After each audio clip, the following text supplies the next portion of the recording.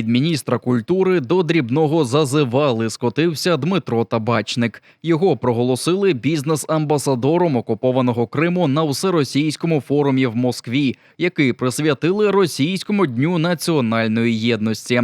Бачення історичної тяглості жителів півострова, м'яко кажучи, дивне для людини, яка називає себе професором історії. Крым – это все века истории, где творили греки, итальянцы, скифы и наши предки-россияне.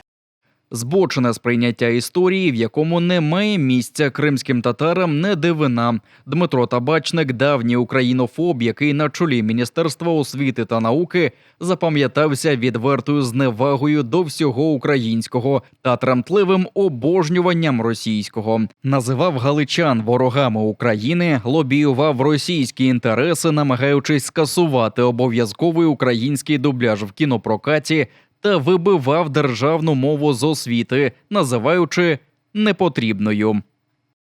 Если говорить, скажем, о том, что сделано там много, можно рассказывать демократизацию, мы перестали, например, навязывать регионам учебники на ненужном языке. Після втечі Віктора Януковича до Росії чкурнув за ним слідом і отримав двоголовий російський паспорт. Прописався у селі Кентогай, це Білогірський район Криму. Але жити вирішив все ж таки в Москві. Намагався використати повномасштабне вторгнення для повернення у, так би мовити, політику. Оголосив, що балотуватиметься до окупаційного парламенту Запорізької області від «Єдиної Росії». Але усе, чого досяг, залишився радником гауляйтера Євгена Балицького. Ще зрідка з'являється на пропагандистському телебаченні Криму з проповідями «Русского мира». Точно так же просто стоит задача в СВО. Если не будет достигнута победа, то огромное большинство людей не останется жить в своем доме. Его оттуда вышвырнут, и там будут или биолаборатории, или поля американских фирм. Крім розповсюдження хворобливих теорій змов, професор-колаборант Дмитро Табачник активно розбудовує бізнес-імперію в Криму. Журналісти проєкту «Схеми» виявили в нього частку у 50% компанії «Спеціалізований застройщик» Тавріда Центр. А лише кілька тижнів тому взявся за фермерський бізнес. У Центрі журналістських розслідувань з'ясували, що Дмитро Табачник зареєстрував у Сімферополі ТОВ «Агростандарт», яке займатиметься управлінням нерухомістю, орендою та лізингом будівельної, сільськогосподарської та вантажної техніки. В іншому займається від грошового посередництва до розведення свиней. А за неперевіреними даними віднедавна займається розведенням худоби у Первомайському. За підтримку російського вторгнення і виправдання окупантів Табачник втратив українське громадянство. Крім розкрадання бюджетних коштів, має підозру у державній зраді. А в травні СБУ запідозрила професора-колаборанта у порушенні законів і звичаїв війни за те, що під контролем ФСБ допомагав організовувати псевдореферендуми в окупованих районах Херсонщини та Запоріжжя. Винищувачі Міг-31, якими Путін лякав НАТО, помітили в Криму. 4 борти зафіксовані на супутникових знімках на литовищі Бельбек в окупованому Севастополі, помітив осінт-аналітик МТ Андерсон. Потенційні носії ракет «Кинжал» розташовані на злітній смузі поруч із Су-30 і Су-27. У командуванні повітряних сил наголошують, що перекидання Міг-31 для патрулювання Чорного моря, як було заявлено росіянами, кардинально нічого не змінить для сил оборони України.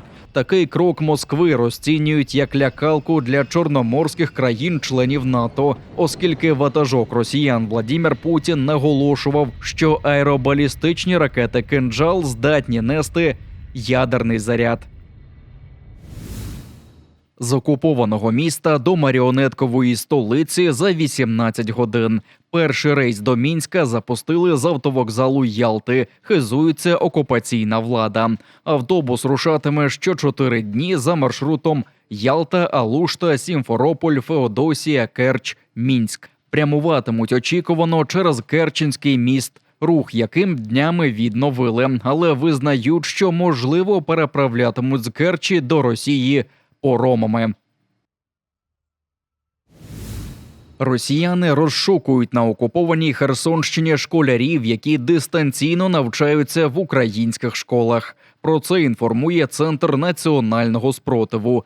За їх даними, вчителі, частину з яких відрядили з Росії, мають завдання шукати в телефонах дітей так звані екстремістські застосунки. Серед таких, на думку окупантів, програма «Єдина школа», за допомогою якої школярі отримують завдання та освітні документи, а учні, батьки та вчителі мають змогу дистанційно взаємодіяти. Також росіян цікавить, чи встановлений у дітей месенджер «Сигнал», чи не налаштовано телефон українською мовою та його часовий пояс. Скіфське золото найближчим часом повернеться в Україну. Про це повідомив тимчасовий виконувач обов'язків міністра культури та інформаційної політики Ростислав Карандєєв. Він заявив, що відомство спільно з партнерами з Нідерландів робить усе можливе, щоб якнайшвидше повернути експонати, які 9 років не були в Україні. Саме стільки тривали судові баталії в Нідерландах, оскільки після окупації Криму експонати не могли повернутися до музеїв півострова. Врешті 9 червня Верховний суд Нідерландів ухвалив остаточне рішення повернути кримське золото Україні. 565 предметів з музейного фонду України зберігатимуться в Національному музеї історії, а після вигнання окупантів повернуться до музеїв Криму.